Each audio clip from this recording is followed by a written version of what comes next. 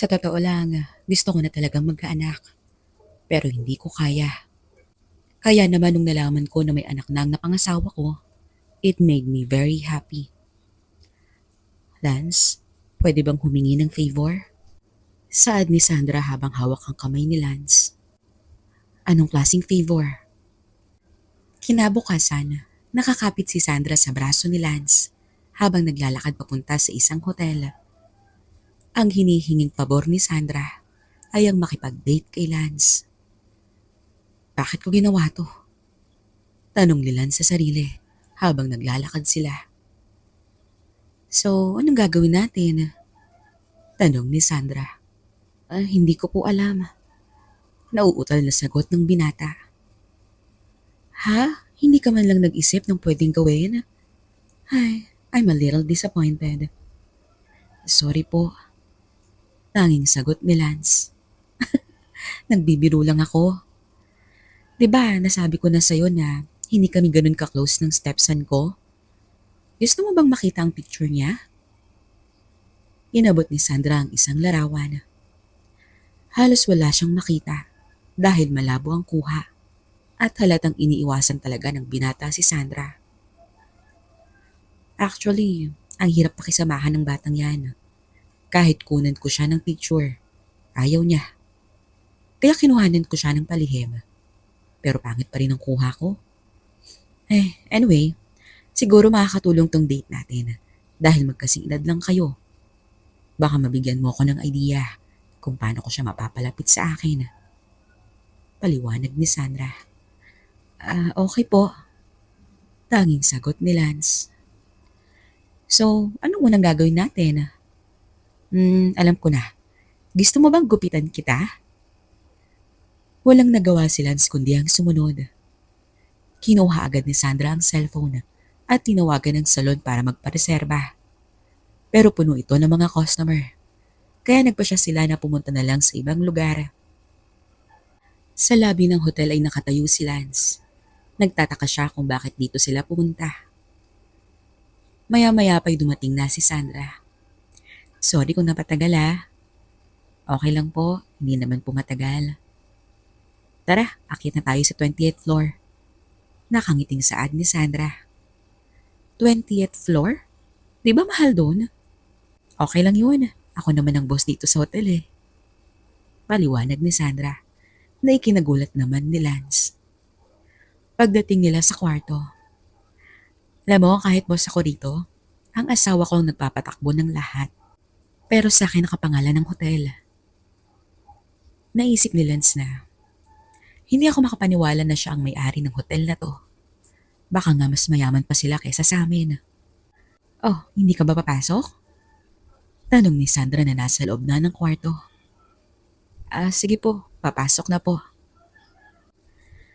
Alam mo bang matagal ko nang gustong gupitan ka? Huwag ka mag-alala, may hairdresser license ako. Gagalingan ko ang paggupit sa'yo. Saad ni Sandra habang hawak ang gunting. Napatango na lamang ang binata at nagsimula na silang maggupitan. Habang ginugupitan siya ng buhok, nararamdaman ni Lance ang lapit ni Sandra na ikinabahala ng binata. Yes, tapos na. Mas lalo kang pumogi, Lance. Alam mo, mahaba rin ang buhok ng anak ko tulad mo. Pero ang hirap kausapin. Tara, banlawan na natin ang buhok mo. Pagdating sa banyo, kinuha ni Sandra ang shower. Tita, ako na po. Hindi ka pwedeng mabasa. Ako na. Sagot naman ni Sandra. Nag-agawan pa sila sa shower nang madulas si Lance at nadapa silang dalawa. Biglang nakaramdam naman ng init si Lance nang makita niya ang hubog ni Sandra dahil nabasa ito. Nagkatinginan sila pareho at biglang sinunggaban ng halik ni Lance si Sandra. Nagulat naman si Lance sa kanyang ginawa. Sorry tita, hindi ko alam kung bakit ko ginawa yun. Nauutal na saad niya. Hindi mo dapat ginawa yun. You're a bad boy, Lance. Sa loob ng kwarto na walang kusina, ay mainit ang tagpo ni Lance at Sandra. Matindi ang palitan ng kanilang mga labi. Ganyan mo rin ba halikan si Sherry? Tanong ni Sandra. Ha? Hindi po. Sobrang ganda niyo kasi, kaya hindi ko mapigilan. Hinawakan ni Sandra ang mukha ni Lance. Isang beses lang to, Lance, ha? Pero bago pa man sila magsimula, biglang tumunog ang cellphone ni Lance. Si Sherry tumatawag. Bulong niya sa kanyang sarili. Si Mama? Timing naman lagi ang tawag niya. Naalala niya ang huling pagkakataong may tawag ang ina sa ganoong oras. Kailangan kong patayin ang cellphone ko. Dagdag pa niya. Ngunit bago pa man niya magawa, ay inunahan na siya ni Sandra at sinagot ang tawag. Hello? Yes, si Sherry to. Sagot nito habang nakatingin kay Lance na halatang kinakabahan. Si Lance? Hindi siya makakasagot ngayon dahil ginupitan ko siya at ngayon binabanlawan niya na ang buhok niya. Saad ni Sandra habang pabirong hinawakan si Lance. Kinabahan nga ako sa gupit pero bagay sa kanya, lalong pumogi. Sabay halik niya kay Lance. Oo, okay lang siya, Sherry. Uuwi na rin kami agad. Pagkatapos ay pinatay na ni Sandra ang tawag. Surprise? Akala mo'y susumbong kita, no? Gumisi si Sandra kay Lance. Pero salamat sa tawag na yun. Naramdaman ko lalo ang init. Dagdag niya habang marahang lumalapit kay Lance. At muling nag-init ang kanilang tagpo. Ramdam sa mukha ng dalawa ang kanilang kasiyahan. Hanggang sa sabay na nilang naabot ang rurok. Hindi pa man nakakapagpahinga si Lance ay gusto na muli ni Sandra. Alam mo Lance, sa aming magkakaibigan, ako ang pinakapalaban. Kapag sinimulan mo, kailangang ulitin pa to ng 2 pang beses. Sa ginawa ni Sandra, hindi na makatanggi pa si Lance. 5 beses silang nakaabot ng rurok bago siya nakauwi. Kinabukasan, nakahiga pa rin si Lance. Labis na pagod mula sa gabing kasama si Sandra. Habang sa labas ng bahay, naghihintay si Denise. Walang text? Hindi sumasagot sa tawag? Anong nangyari sa'yo, Lance? Bulong niya sa sarili. Maya-maya pa'y pinagbuksan na siya ni Sherry at inabutan ng kape. Bakit hindi ka na muna tumawag na bibisita ka? Tanong ni Sherry. Wala naman. Andito ako para kay Lance. Nag-promise kasi siya na magtitrain siya sa gym kahapon, pero hindi naman siya sumipot. Kasama niya kasi si Sandra kahapon. Simpleng saad ni Sherry. Sa gulat ni Denise ay muntik niya nang mabuga ang iniinom na kape. Ha? Nakipagkita siya kay Sandra? Oo. Bakit? May problema ba doon? Parang hindi mo kilala si Sandra, Sherry. Alam mo naman yun.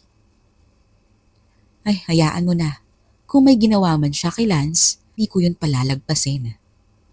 Seryosong sagot ni Sherry. Anyways, kailangan ko munang umalis. Natutulog pa si Lance sa kwarto niya. Isasama mo naman siya, di ba? Saad ni Sherry. Yes, saan ka pupunta? Mag-grocery lang. So, ikaw na muna ang bahala kay Lance, ha? Please take care of him. Maalaga talaga si Sherry. Anyways, kasama niya si Sandra kagabi.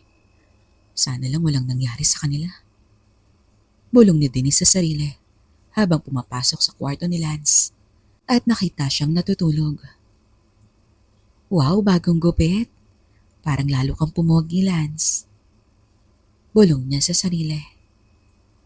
Marahan niyang nilapitan si Lance para bigyan ng halik. Pero biglang bumukas ang pinto. Denise, may favor lang ako kung mag-exercise kayo. Saad ni Sherry. Pero tanging si Lance lang na natutulog ang nakita niya sa kwarto. Agad na nagtago sa ilalim ng kumot si Denise. At nagising si Lance. Ma, bakit po? Oh, sorry. Gising ka na pala. Andito ba si Denise? Ha? Bakit naman siya pupunta rito? Nagtatakang sagot ni Lance. Ngunit nagulat siya nang makita si Denise na nakatago sa ilalim ng kumot. Sorry ma, wala siya dito. Okay. Sabi niya kasi tatawagin ka raw niya para mag-workout kayo. Baka nasa banyo siya. Ha? Exercise? Ay, oo. Sorry, nakalimutan ko. Sagot ni Lance, bang tinatago ang pagkabigla. Nang biglang sunggaban ni Denise ang kanyang ibaba. Napansin na ba nito ni Sherry? Okay ka lang ba, Lance? Yes ma, okay lang po ako. Make sure na humingi ka ng sorry kay Denise ha, dahil hindi ka sumipot kahapon. Siya nga pala, may kailangan ka ba? Kasi mag-grocery ako. Wala po ma, okay lang po ako. Okay, magpahinga ka pa. Saad ni Sherry at umalis na siya. At hinarap na nila si Denise. Ano bang ginagawa mo, Denise? Medyo galit na tanong nito. Oh, hello Lance. Nakangiting sagot ni Denise. Muntik na tayong mahuli. Sorry Lance, hindi ko na kasi mapigilan eh. So please, punish me. Nakakaakit na saad ni Denise. Biglang tumayo naman si Lance. Tigilan mo ko, Denise. Papalayong saad ng binata. Alam mo bang buong gabi ako nag-aalala sa'yo? Wika ng magandang dilag. Pero sa totoo lang, ramdam pa ni Lance ang pagod mula sa gabi nila ni Sandra. Biglang nag-text si Sherry at agad tong nireplyan ni Denise. Okay, tapos na ang problema natin. Hindi na tumuloy mag-grocery si Sherry at pabalik na siya. Sinabi ko na sa kanya na umuwi na ako dahil nakita kitang pagod. Okay ba ang palusot ko? Tanong ni Denise, sabay yakap kay Lance. So, please Lance, pagbigyan mo na ako. Sandaling napaisip si Lance. Nasa bahay na ba siya? Yes, nasa baba na siya. Mabilis na sagot ni Denise. Paano ka makakalabas kung nasa ibaba na si Mama? Ay, oo nga. Paano yan? Pwede sa gabi ka nalang lumabas. Ay, oo nga pala. Yung sapatos mo. Nasa pintuan, Lance. Patay.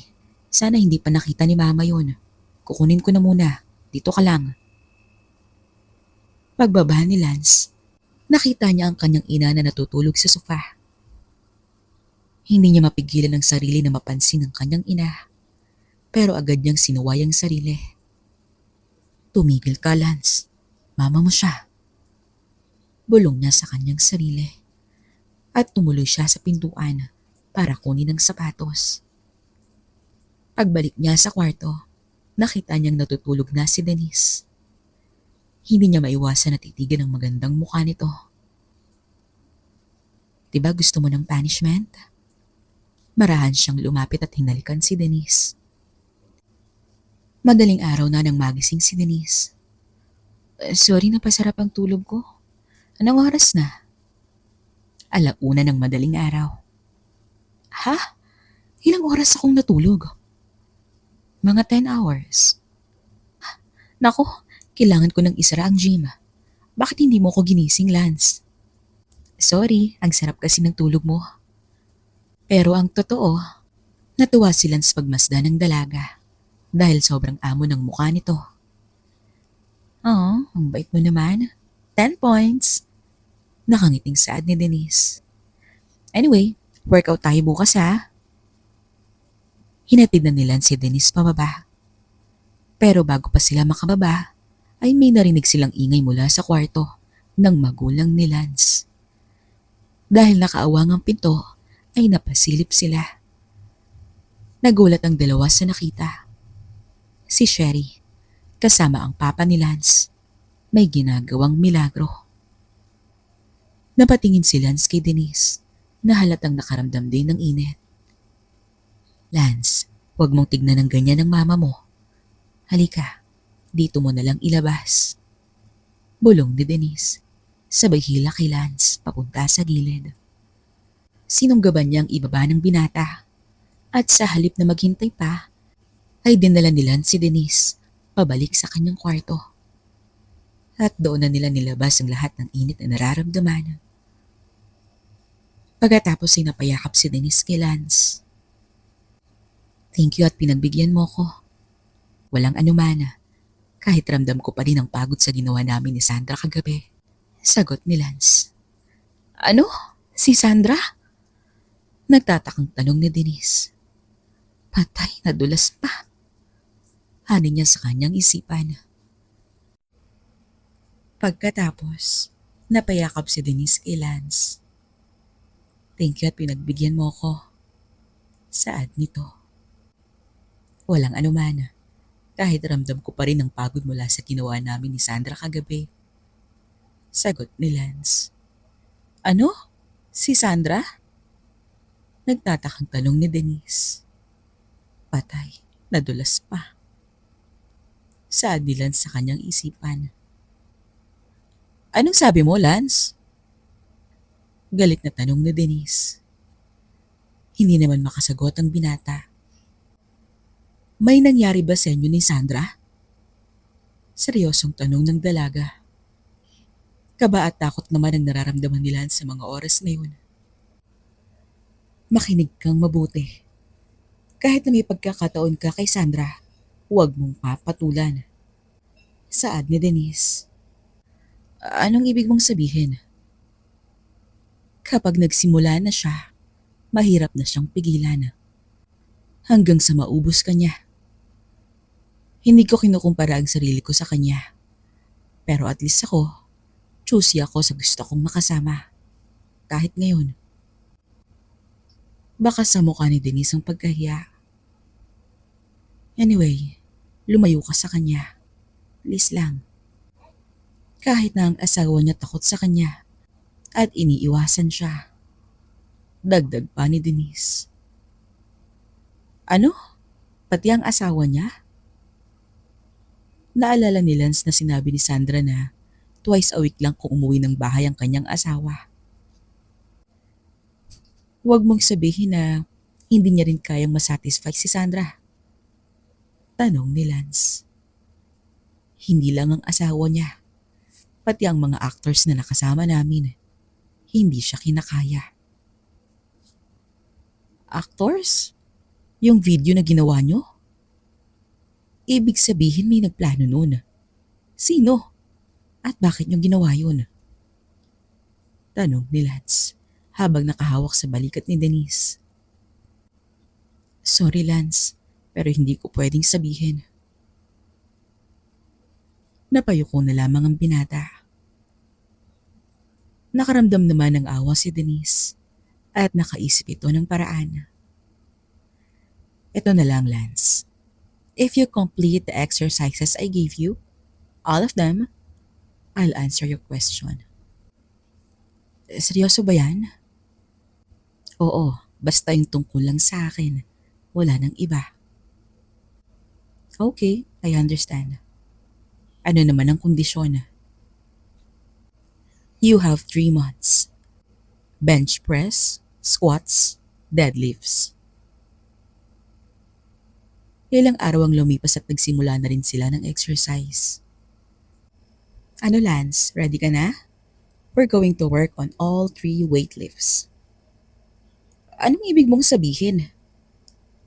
Walang idea si Lance sa mga sinabing exercise ni Denise. Mukhang mahihirapan kami. 3 months? Kakayanin kaya ni Lance? Ilang taon siyang nasa bahay lang. Parang imposible. But if he exercises with a goal in mind, mag-i-improve ang lakas at endurance niya. At kung mangyari yun, baka makalimutan niya nang magtanong tungkol sa video. And I can build him the way I want him. At pabor din sa akin. Saad ni Denise sa sarili. Nagsimula sila sa bench press. Isang set lang pero hirap na agad si Lance. Hindi niya akalain na sobrang strict ni Denise sa exercise. Okay, tapos na ang break. Another set of 15. Let's go! Wika ni Denise. Ang bilis naman. Baka pwede naman magpahinga pa ng konti. Reklamo ng binata. Naging maluwag ako sa'yo dati, Lance. Kasi kasama natin si Sherry. Pero hindi na mangyayari yun ngayon. Ayaw mo ba akong sagutin ko yung mga tanong mo? Kapag kinaya mo yan, I'll answer anything. Mahinang bulong ni Denise. Bigla namang ginanahan si Lance at sinimulan agad ang set. Maya-maya pa ay biglang bumukas ang pinto ng gym. Denise, nandyan ka ba? Napatingin naman ang dalawa sa pamilyar na boses. Hi, gusto ko sana magpapawis. Oh, andito ka din, Lance? Tanong ni Sandra. Agad naman siyang sinalubong ni Denise. Diba, ayaw na ayaw mo mag-workout? Anong ginagawa mo rito? Hindi ko alam kung saan mo nakuha yan, Denise. Pero nag-workout naman ako paminsan-minsan. Parang dumadagdag kasi ang timbang ko kaya gusto ko magbawas. Sagot ni Sandra. Talaga? Then I'll work you out very hard. Nakangiting saad ni Denise. Sige ba? Kaso wala akong dalang damit eh. Pwede pa hiram? Nasa locker, room 1. Okay, thank you. At nagtungo na roon si Sandra. Hindi naman maiwasan ni Lance na mapatingin sa magandang hubog ni Sandra. At napansin to ni Denise. Anong tinitingnan mo? Tuloy mo ang pagbubuhat mo. Agad naman tong sinunod ni Lance. Napaisip naman si Denise kung bakit bigla ang pumunta si Sandra sa gym niya. Hindi ko akalain na mag-workout si Sandra dito. Parang may iba siyang pakay eh. Pero may asawa siya. Hindi niya pwedeng galawin si Lance. Pero para makasigurado, gagawan ko na lang ng paraan. Para mahadlangan ko kung ano man ang plano ni Sandra. Uubusin ko ang lakas niya sa matinding training. Nakangiting saad ni Denise sa kanyang sarili. At ilang sandali pa'y lumabas na si Sandra. Alam mo, Denise, parang ang sikip ng damit mo. Saad ni Sandra na napatingin lahat ng tao sa gym dahil sa magandang hubog niya. Ay, wala na tayong magagawa dyan. Simulan na natin. Saad ni Denise. Anong gagawin ko? 'Di ba sabi mo gusto mong magbawas ng timbang? Tama? Mag full body exercise tayo. Para mabilis ma-burn ang calories mo. Simulan natin sa deadlift. At pinakita na nga ni Denise kung paano to gawin. Akala ni Denise ay mahihirapan si Sandra. Pero nang magbuhat na ito, ay parang wala lang ang 100 kilos. Ang gaan naman ito, sis. Pwede bang dagdagan natin? Nag-request pa si Sandra.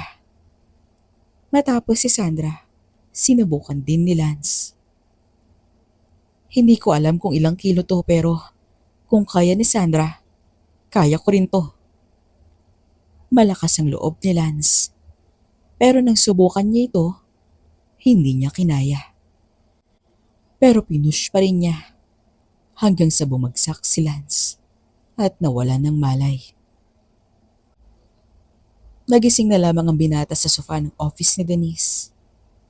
Pagtingin niya sa kabila, natutulog din ng mahimbing si Denise. Pero laking gulat niya nang may maramdaman siya sa kanyang ibaba. Si Sandra, sarap na kumakain ng ice cream. I took care of Denise. At namiss ko to, Lance. Nakangiting saad ni Sandra.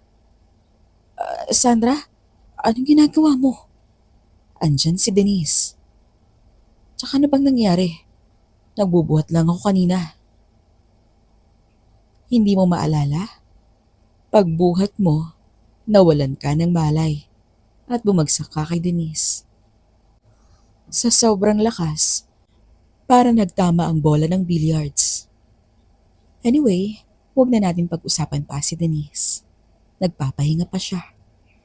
Dahil pareho kayong nawalan ng malay. Pwede bang sa akin ka na muna mag-focus, Lance?